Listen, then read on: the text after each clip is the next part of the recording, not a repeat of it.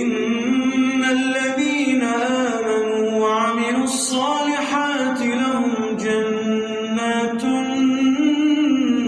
النعيم خالدين فيها وعد الله حقا وهو العزيز الحكيم خلق السماوات بغير عمد ترونها وألقى في الأرض رواسي أن تميد بكم وبث فيها من كل دابة وأنزلنا من السماء ماء فأنبتنا فيها من